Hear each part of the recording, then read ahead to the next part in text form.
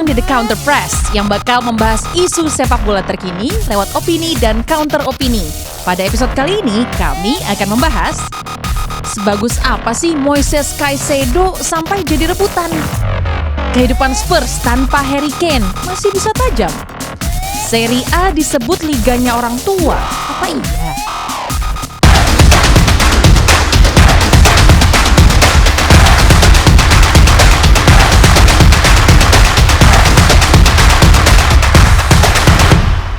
Selamat datang di The Counter Press yang akan membahas isu sepak bola terkini lewat opini dan counter opini bersama Mutia Wirasastro dan dua rekan saya, Firsi Idris, Aldi Bawasi. Yo. USA walaupun tereliminasi. Udah gugur ya. Gak apa-apa. Tapi ya. jangan lupa tetap nonton iya. finalnya ya Piala Dunia Wanita, berarti akhir pekan ini, hari Minggu ya. Hari Minggu sore. Hari Minggu sore. Berarti di mana? Australia berarti? Iya harusnya. Iya, semifinalnya hari Sabtunya. Final hari Minggu jam 5 WIB. Minggu 5 WIB. Siap. Pokoknya tetap seru sepertinya ya kontestasinya karena tetap akan ada akan ada juara baru yang penting. Ya, ini yang sekali. bikin jadi seru untuk apalagi fans-fans netral yang tidak tahu siapa yang jadi juaranya. Sekarang akan ada juara baru yang muncul ya di Piala Dunia Wanita. Baik, seperti biasa ya, first half kita langsung aja let's get on to it guys. Yang lagi seru-serunya kan ya, game week pertama untuk Premier League, dan yang gak kalah serunya tentunya untuk pembahasan di bursa transfer. Banyak saga yang telah terjadi selama di beberapa hari ini begitu ya, dan yang paling kentara banget nih rivalitas antara Chelsea dan Liverpool yang udah terjadi bahkan sebelum musimnya dimulai. Perebutan seorang Moises Caicedo di pertandingan akhir pekan lalu ya, terlihat di Super Sunday Chelsea Liverpool ini memang butuh-butuhnya ya dua tim ini akan seorang sosok seperti Moises Caicedo yang sepertinya akan dipinang Chelsea ya. Kontrak 3 digit cukup fantastis begitu ya. Chelsea sudah melakukannya and it's worth every penny in Enzo Fernandez begitu ya, kita lihat cukup influensial perannya. Guys, menurut kalian untuk Caicedo sendiri ya, why him? Kenapa sih dua tim ini memperebutkan seorang Moises Caicedo? Well, karena sekarang ini mungkin nggak terlalu banyak pemain yang kayak dia ya. Banyak pilihannya cara ya. atletisnya, bagaimana dia bisa menjajahi setiap ruang lapangan, the way he blocks the ball, the way he reads the game. Itu udah nilai-nilai yang sudah terlihat dari dia sejak kecil. Yang menariknya dari Caicedo juga gue baru tahu dia ternyata kayak anak termuda dari 10 bersaudara. Jadi mungkin itu juga yang bermain di mindsetnya dia ya, ketika dia misalnya dulu dia gagal pindah tuh dari Brighton yang tawaran Chelsea juga ya, yang tahun lalu, tapi kemudian dia tetap bisa bermain professionally bersama Brighton. Dia bahkan bisa take his game to another level. Kita lihat di beberapa pertandingan Brighton musim lalu. Di situ dia juga bermain sebagai back kanan, posisi yang dicoba juga sama dia dan dia bisa melakukannya dengan baik karena kemarin Brighton sempat krisis back kanan dan dia bisa bermain di situ. Sekarang dia akan datang ke tim yang I think akan cocok sekali dengan dia karena dari yang kita lihat pertandingan lawan Liverpool, Mutia juga pasti nonton kan. Kita akan lihat bahwa tim itu cuma perlu satu kepingan terakhir. Untuk salah satunya puzzle bukan hanya untuk Caicedo-nya juga, tapi untuk melepas Enzo Fernandez ya, karena kemarin kayaknya itu peran yang lebih advance bagi Enzo, peran yang lebih number 8 ketimbang dia. Padahal ada Gallagher ya sebelumnya. Iya, dengan Gallagher juga. Kalau ada 3 itu menurut gua sih dia akan cocok. Tapi nggak tahu kalau menurut The Aldi. missing puzzle piece. Di lu melihatnya seperti apa lagi kalau kita menilik pertandingan sebelumnya ya? Kayaknya kedua tim juga sangat sama-sama butuh itu tadi defense dan juga midfieldnya yang cukup kurang ya. Lu kalau nonton game itu geruduk kesini, geruduk kesana. Banyak peluang-peluang ya nggak bagus peluangnya. Cuman ya dari kedua tim nggak sampai XG-nya 2 loh. 1,3 sampai 1,2. Artinya kualitas serangan akhirnya kan nggak begitu bagus. Terbukti karena dari kedua tim sama-sama nggak ada yang bisa buat hold up. Kita kontrol bola dulu, kita baca permainan dulu. Itu adalah yang tadi Firsi bilang, kualitas yang ada dari seorang Moises Caicedo. Dari dia di Independiente dulu di Ecuador, sampai dia dibeli dengan 4 juta ke Brighton. Sebenarnya waktu di awal datang ke Brighton itu kesulitan untuk menembus tim inti. Sampai pelatihnya juga itu sampai kesulitan mencarikan tim yang bisa loan dia gitu. Karena dia butuh menit bermain. Sampai akhirnya dia harus dipinjamkan juga Beerschot. Belgia. 12 game juga. Tim Beerschot ini kan tim yang mau degradasi waktu itu karena nggak ada yang percaya sama siapa Caicedo dari Ekuador entah berantah gitu. Begitu dipinjamkan bagus, lalu dipaksa ditarik kembali karena Piala Afrika si Bissouma diambil sama Mali. Jadi dia datang ke Brighton sebagai pengganti Bissouma yang lagi diambil sama Mali timnas. Terus bagus permainannya, lalu menggantikan Jacob Moder yang cedera panjang juga. Bagus banget. Nah, begitu bagus ini beberapa tim sudah mulai mengincar, termasuk Chelsea dan juga tim kita Arsenal. Ditawar 60, ditawar 70, ditolak. Nah, bulan Maret kemarin perpanjang kontrak. Tapi nggak pakai release clause. Ini yang bikin orang bingung. Kalau lu emang segitu dekatnya melepas ini pemain, kenapa nggak pakai release clause? Mungkin pelatih Brighton, De Zerbi punya feeling bahwa ini pemain bakal cabut sih. Jadi kita cuma ambil ke siapa yang highest biddernya aja. Bidder, ya? Dan buat gua baik Liverpool dan juga Chelsea sama-sama butuh nomor 6. Yes, di Chelsea di Liverpool ada Szoboszlai, McAllister dan juga Curtis Jones atau siapapun itu.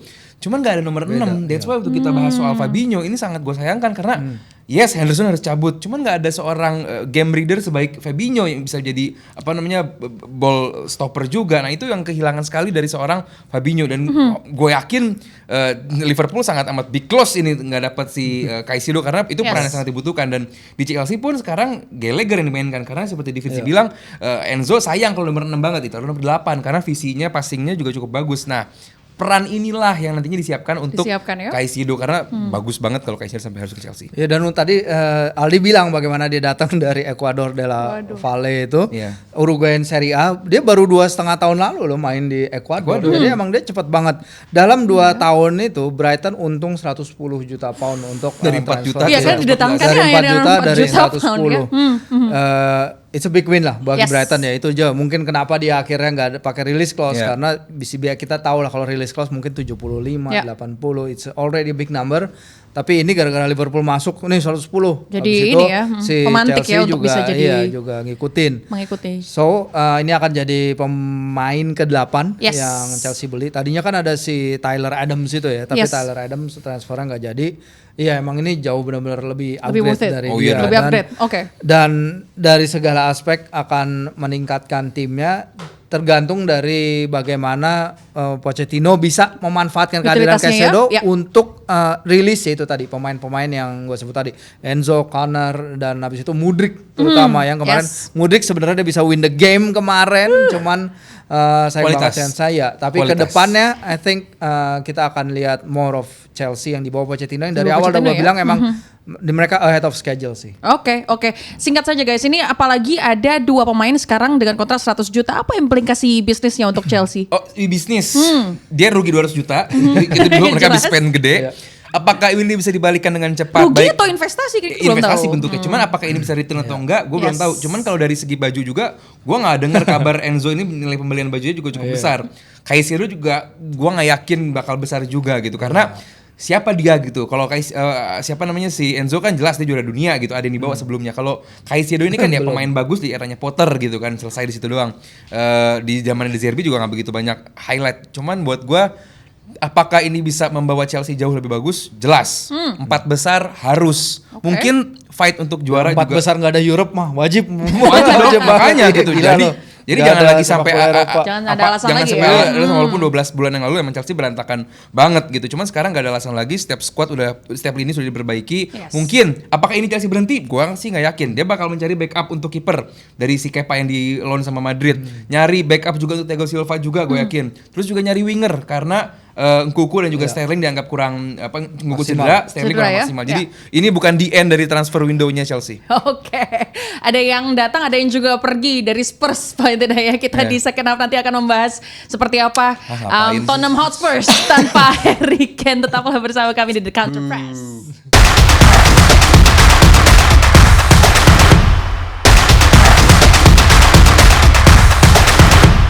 Welcome back to The Counter Press second half. Kita akan membahas Tottenham Hotspur pasca kepergian Harry Kane ke tim yang seragamnya invert Arsenal ya.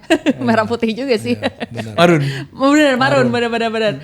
Bayern Munchen. Guys, melihatnya kalau nggak kita bahas Harry Kane-nya dulu deh. Sebelum kita bahas Spursnya dengan beberapa perombakan ya, salah satunya penunjukan kapten baru dan sebagainya. Harry Kane menuju ke Munchen, tapi di FL Super Cup masih loyo juga nih. Gimana nih? Apakah memang itu Harry Kane curse? Atau apa guys? Saya tidak percaya kutukan-kutukan seperti itu. Cuman ya balik Tapi lagi. gimana? Ini masih terlalu early buat kita. Gimana, ya, ini masih terlalu early dan yes, Harry Kane adalah pemain yang luar biasa, dibutuhkan sekali oleh Bayern untuk menjadi nomor 9 yang menjadi Thor Jagger atau mencetak gol dari peluang-peluang yang diciptakan dari karena wingernya Bayern cukup bagus, fullbacknya juga cukup tinggi bermain, dan Davis dan lain-lain.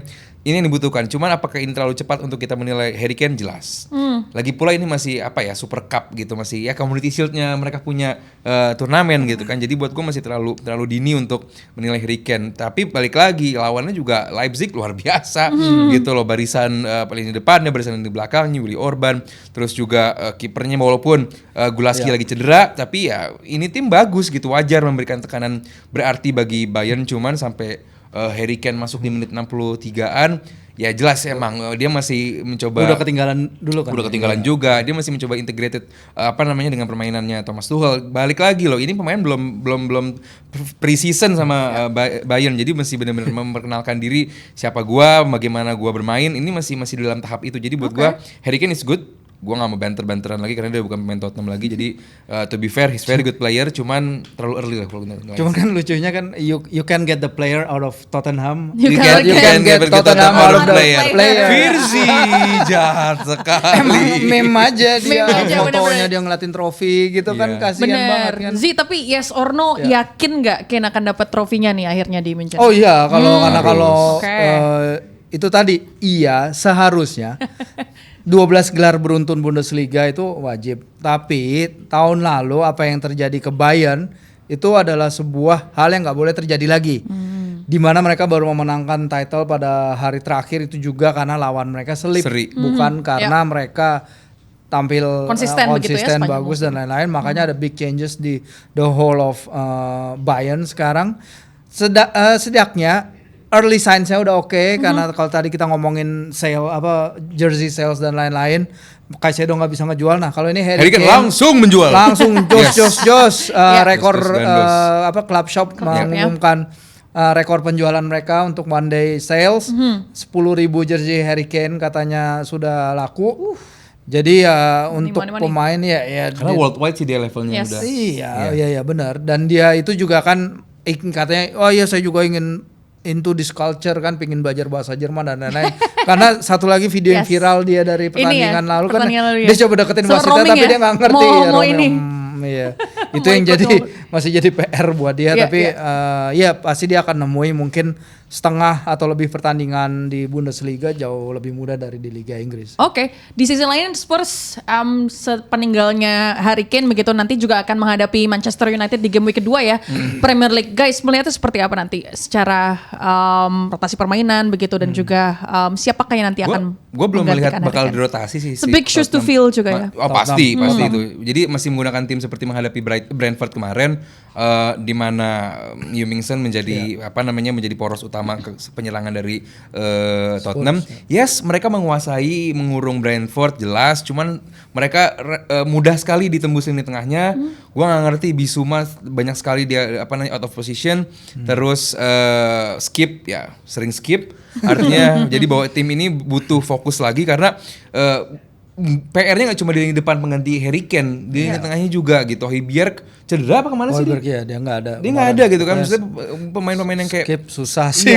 Iya maksud gua di lini tengah mereka, di lini belakang mereka Romero dan Van de Ven cukup oke sih kemarin menghadapi Brentford, nggak gampang terkecoh. Nggak, soalnya itu 2 back dan 1 kiper baru. Iya, jadi masih butuh blunder dikit. Dan kipernya juga Vicario kiper bagus, jadi cuman pindah ke Spurs jadi.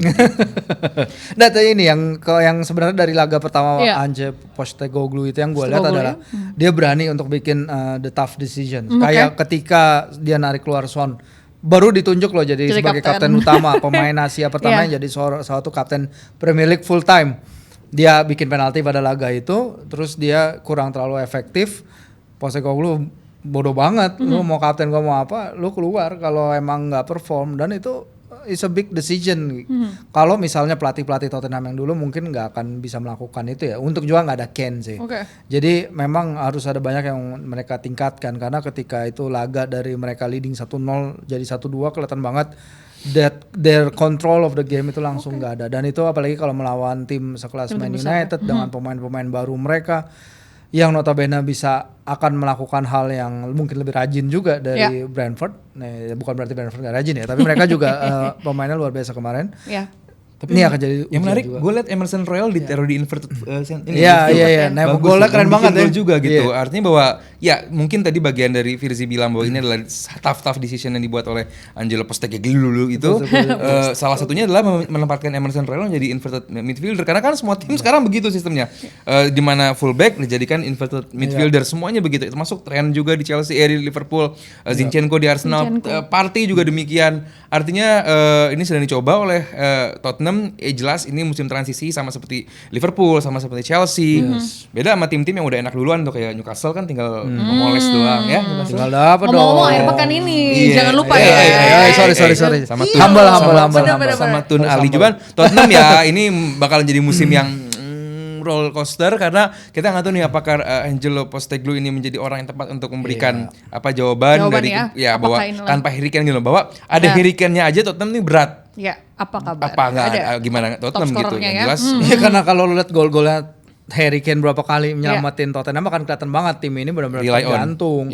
Dan sekarang mereka sekarang keisi oleh tim pemain-pemain ya itu tadi, mungkin kita belum lihat dia sebagai elite level class kayak Vicario, kayak Van der Ven. Si back kirinya pun siapa? Udugio. Ya, jadi they need time dan expectations juga harus berbeda ya. Ini Balogun sekarang. Balogun, nah itu dia. Itu elit bukan? Bukan dong. Ya, bukan sih. Jangan lupa ya, bukan cuma Spurs, Manchester United, tapi juga kita di akhir pekan ini juga akan melihat tim calon juara Newcastle calon juara. Enggak ada yang bilang calon juara. Enggak boleh nih. Jinx takutnya ya. Fans Newcastle tidak ada optimisnya. Satu pertandingan. Tidak ada optimisnya. Jadi saya bilang tim calon juara itu bukan City, bukan Newcastle. Iyalah. 5 gol loh. City Newcastle, tim dual tim Timur Tengah begitu ya. Newcastle lagi di atas angin, masih di peringkat 1 mungkin ya kan sepanjang pekan ini. Kita lihat nanti Sandro Tonali, Harvey Barnes, seperti apa guys nanti kita lihat pasca pertandingannya. Ya, it's ujian yang sangat berat pastinya, karena kalau kita lihat tadinya kan diplomatis sekali enggak banyak orang yang bilang kayak Aston Villa itu yang bakal lebih naik ke peringkat 6, peringkat 5. Mungkin orang akan lihat apa yang dilakukan Newcastle musim lalu kayak ya sebuah kebetulan yang dibarengi dengan menurunnya beberapa tim gitu kan, kayak Chelsea dan Spurs. Tapi kalau ngelihat pertandingan pertama ya boleh lah optimistis.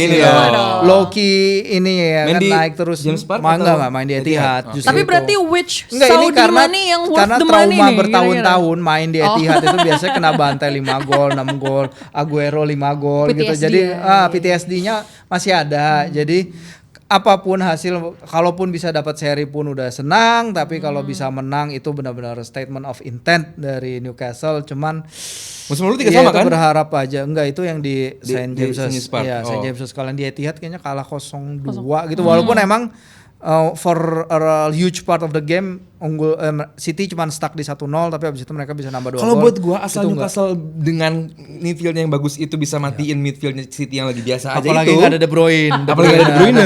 Gua optimis loh City bisa Newcastle bisa memberikan kejutan. Apalagi Haaland ya ketemu Botman mah diam itu Haaland. Bisa Newcastle. Ayo Newcastle tolong ya. Ngarep. Pesanan sponsor ini. Jadi lo ini dong, lo nazar dong nanti di episode selanjutnya. Botakin kepala. Enggak, jangan. Atau jersey kalau kalah pakai jersey City dong. Pakai jersey City ya. Jangan ya. Ini jerseynya. Udah enggak muat pakai Newcastle gitu. Ya, siap. Punya, siap. Kita nanti lihat ya seperti apa di akhir pekan ini. Seru sekali. Pesimis. Gak apa-apa. Emang Bapak tidak pesimis, Pak? Optimis. Bukan underdog. Lawan Palace doang. Di Injury Time nanti kita akan membahas Serie A dan kayak pengaruhnya ya untuk sepak bola Indonesia. Tetap jangan kemana-mana, tetap di The Counter Press.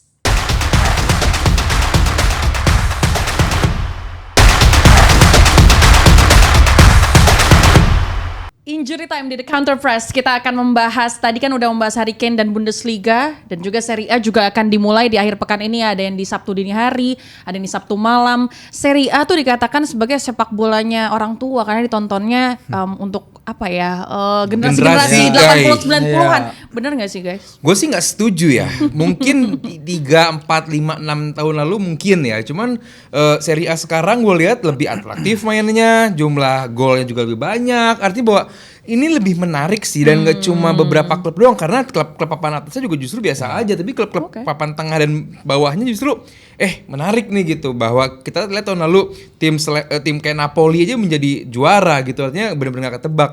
Dan kalau secara permainan lu jangan compare sama Premier League lah, lebih atraktif mungkin. Cuman secara kualitas teknik mungkin banyak yang bisa dibahas gitu. Gua gak bilang lebih bagus atau lebih jelek ya, cuman mungkin banyak yang bisa dibahas di Serie A ini dibandingkan dengan Premier League. Intinya bahwa ini liga buat gue gak setuju sama sekali kalau disebut liganya orang tua. Mungkin orang tua yang dulu tahun 80-an, 90-an awal itu menonton kayak Bari, Empoli, Perugia. Sekarang udah gak nonton bola kali ya, udah mikirin kesehatan atau apa gitu. Bisa aja Pak. Kalau gue nonton loh, saya 90-an. Apa maksudnya itu? Perugia. Oh berarti udah anak satu atau gimana Pak saat itu? Oh enggak, kelamaan ya Pak masih ya. anak kecil. Kinyis. Nonton Serie A dulu kapan? Ya pas ditayangin di itu TV sebelah yang tahun 90-an, 94 deh, yang laporan Bung Rayana. Centro Campo. Tapi ngaruh nggak sih sebenarnya di popularitasnya begitu sepak bola Italia gitu ya untuk hak siarnya di Indonesia dan animonya di Indonesia? Iya kayak kemarin kan Interclub Indonesia bikin nobar juga, mereka bisa ngisi satu tenis indoor. Udah pas final itu udah habis tiketnya dari jauh hari. Temen gue di sana cerita emang luar biasa. Kalau dulu ada namanya bola sports race, dulu tabloid bola bikin, itu yang paling gila emang supporternya ya Serie A, Inter dan Milan. Mereka chanting pakai flare, pakai cerawat dan lain-lain. Itu beda sih dari supporter klub Liga Inggris. Emang fanatismenya fans Milan dan Inter itu luar respect biasa banget, parah. Dan kalau kita lihat sekarang sebenarnya Serie A menarik kok. 4 pemenang Liga dari 4 tahun terakhir itu the most ya kalau dibilang. Premier League mulai jadi Farmers League dengan adanya Man City ya. Man City akan menuju gelar ke-5 mereka. Belum pernah ada tim yang menorehkan 5 gelar beruntun. Jadi 3 klub Eropa kemarin tampil di final antar klub Eropa ya, walaupun kalah semua. Tapi masuk di final semua ya. Iya masuk di final. Ya on the flip side kan mereka kalah. Timnas Italia nggak pernah lolos ke Piala Dunia. Udah nggak lolos Piala Dunia 2 kompetisi beruntun, walaupun mereka in the meantime mereka juara Euro sih, itu kan anomali juga. Jadi buat gue narasi Serie A tim itu buat gue udah lewat gitu. Sekarang mungkin Serie A lagi bagus walaupun secara finansial mereka sedang suffer, kesulitan banyak klub untuk mendatangkan pemain, beberapa pemain eksodus dari Serie A ke klub lain. Klub Anda juga kan membeli pemain dari Milan. Iya gini, karena kalau misalnya Milan dibayar Tonali 80 gitu, Newcastle bayar Milan 80 untuk beli Tonali, tapi Milan bisa beli 4-5 pemain baru yang mungkin more beneficial untuk tim mereka. Dan luar biasa transfernya sekarang Milan. Transfernya on paper ya luar biasa ya, nggak tahu kalau pas main pertama Pulisic terus kesandung di lapangan kita nggak tahu. Jadi tetap menarik untuk ditonton ya. Gue sih ya. Any predictions guys? Bundesliga Sabtu dini hari Bayern versus Werder Bremen ya. Ada prediksi nggak kira-kira? Ya kalau udah mulai Bundesliga harusnya ya Bayern. Tinggal milih siapa lawannya gitu. Tahun lalu kan Dortmund. Ya mungkin tahun ini tahunnya Leipzig gitu, karena gue nggak lihat Dortmund bersama pemainnya Royce. Bisa kayak kemarin lagi kan. Gitu. Jadi tinggal milih lawannya siapa lagi. Yang jelas Tuchel lagi, nggak mungkin 4 atau 5 nggak mungkin. Serie A Napoli ya di Sabtu Napoli malam. bersama pelatih baru Rudi Garcia ya. Jadi dan mereka kehilangan Kim Min-jae juga. Menurut gue rada berat sih. Milan luar biasa buat gue. Tetap paling enggak tetap seru buat ditonton ya. Pastinya ya musim baru, banyak liga-liga sepak bola yang bergulir. Thanks guys, ini udah akhir dari perjumpaan kita di episode 9. Kita ketemu minggu depan dengan Firzi pakai jersey Newcastle. Manifesting dong. Amin. Manifesting enggak apa-apa. Mencuri poin di awal musim siapa tahu ya kan. Benar. Gue sih lebih demen compete sama Newcastle daripada City. Trauma ya. PTSD juga dia. Takut. Kita ketemu lagi di episode selanjutnya. I'll see you guys next week. Bye.